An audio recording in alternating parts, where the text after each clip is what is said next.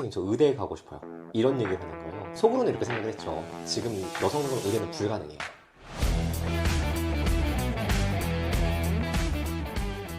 기억에 남는 학생들이 많이 있을 것 같은데. 있죠. 기억에 남는 학생 있죠. 제가 이제 학원 초창기에 강의를 시작할 때, 저는 지금은 이제 3등급 이상의 학생들만 티칭을 하는데, 그때는 이제 성적 관계없이 학생들을 받아서 가르쳤었거든요. 네. 근데 그때 왔던 학생 중에 한 명이 영어가 4등급인 학생이에요. 그 학생이 처음 왔을 때 저한테 했던 얘기가 뭐냐면, 선생님 저 의대에 가고 싶어요, 이런 얘기를 하는 거예요. 속으로는 이렇게 생각을 했죠. 지금 여성적으로 의대는 불가능해. 근데 저도 개인적으로 불가능하다라는 말, 또 한계를 짓는 말을 별로 안 좋아하고, 사람이 어떻게 변할지 모르잖아요. 저도 노베이스에서 상위 0.1% 극상위권이 됐고, 그러니까 변할 수는 있어. 근데 시간이 좀 걸릴 텐데 괜찮을까? 이런 생각을 하면서 가르치기 시작했었어요. 네.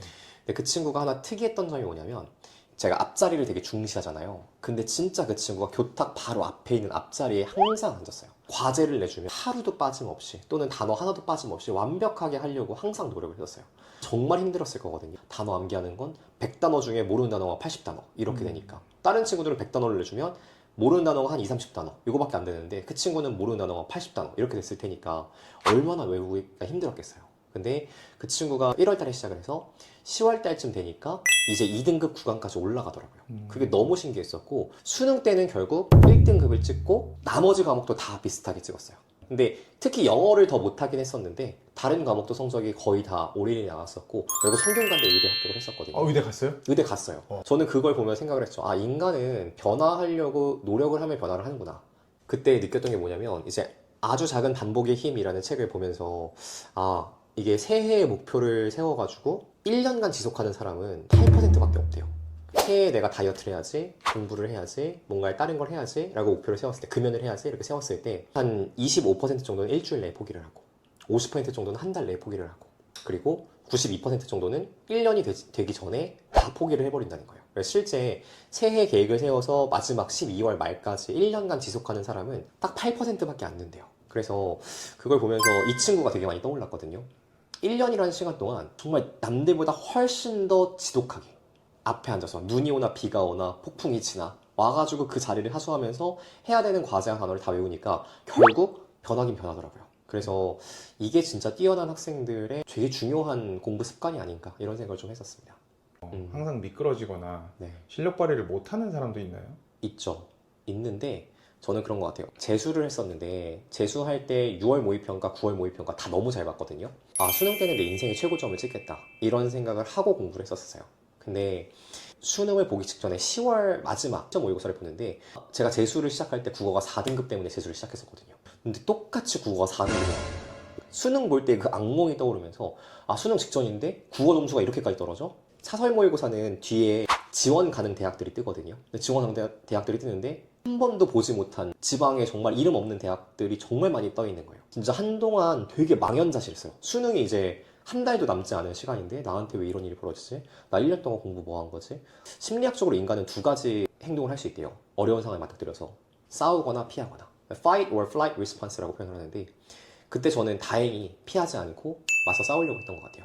성적표를 제가 그대로 메인 부분만 오려가지고 필통에다 꽂아놨어요. 영진우, 너 지금 너 성적은 딱 이 정도야. 너 이거 돌파하지 못하면 수능 때 똑같은 성적 받아서 망할 거고, 이 성적을 극복하려고 노력할 거면 분명히 수능 때는 좋은 점수를 받을 수 있을 거야 라고 직면했고, 그 결과 진짜 수능에서 딱 국어 하나, 수학 하나, 영어 하나, 그래서 99, 99, 99 전국 100분위 추정치로는 국영수 기준으로는 0.153%의 성적을 받았었거든요. 자신의 부족한 점을 인식을 하고 앞으로 나아가려고 노력하면 분명히 잘 될 거예요. 근데 만약에 그 학생들이 나는 해도 안 되나 보다, 어떡하지? 나 진짜 망한 것 같아, 이런 생각이 들면서 자꾸만 자기 좌절로 빠져들게 되면 결국 수능 때에도 그것과 비슷한 좌절된 점수를 받을 가능성이 되게 높은 것 같아요.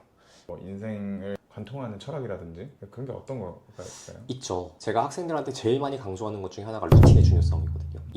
요즘에는 이제 쇼츠에 절여진, 도파민이 터지는 콘텐츠에 절여진 학생들이 너무 많다 보니까, 뭔가 성공이라고 하는 것도 단기간에 이룰 수 있고, 돈도 단기간에 벌 수 있고, 유명해지는 것도 단기간에 유명해질 수 있고, 이런 것들을 추구하는 사람들이 너무 많잖아요. 실제로 그렇게 단기간에 유명해지는 사람들도 꽤 나타나고. 근데 이 필립 코틀러가 쓴 책 중에 퍼스널 마케팅이라는 책이 있는데, 그 책에 보면 이런 얘기가 나와요. 미래 세대에는 3초에 한 명씩 유명한 사람들이 나올 것이다. 근데 실제로 요즘 세대가 그렇잖아요. 3초에 한 명씩 스타들이 떠오르고 인플루언서들이 떠오르고 단기간에 터져나온 사람은 롱런하는 사람이 많이 없다는 거예요.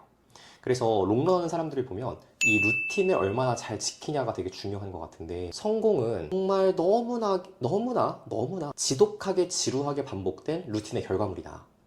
그래서 제가 좋아하는 연예인 2명 얘기를 해줘요. 저는 첫 번째로 좋아하는 연예인이 유재석이고 두 번째로 좋아하는 연예인이 김종국이거든요.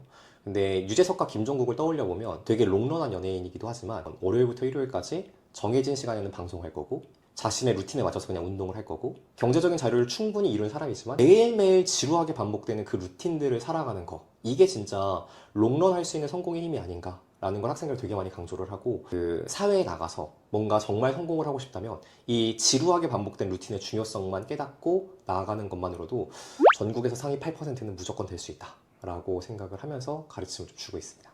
나 괜찮게 할 수 있는 사람이네, 나한테 생각지도 못한 이런 놀라운 능력이 있었네, 어려운 과정들을 내가 겪어가면서 작은 성장의 성취들이 이루어질 거예요. 근데 저는 한 번에 큰 성취는 절대 안 나온다고 생각을 하고, 이 작은 성취의 경험들이 나의 자존감이라고 하는 기반을 만들어간다고 생각이 들거든요. 결국에는 내가 수학 문제를 풀었는데 한 문제를 맞았어요. 아니면 내가 되게 어려워했던 단원이 있었는데 그 단원을 내가 극복하게 되었어요. 이러면서 나에 대한 자존감이 쌓아지면서 스스로 이렇게 느끼는 거죠. 생각보다 나 할 수 있는 사람이었네? 내가 어려워했던 거, 피하려고 했던 거, 두려워했던 거 막상 부딪혀보니까 그게 공부의 제일 중요한 가치가 되는 것 같아요. 그건 성적보다 훨씬 우위인 것 같고 성적은 그것의 결과값이라고 생각을 해요.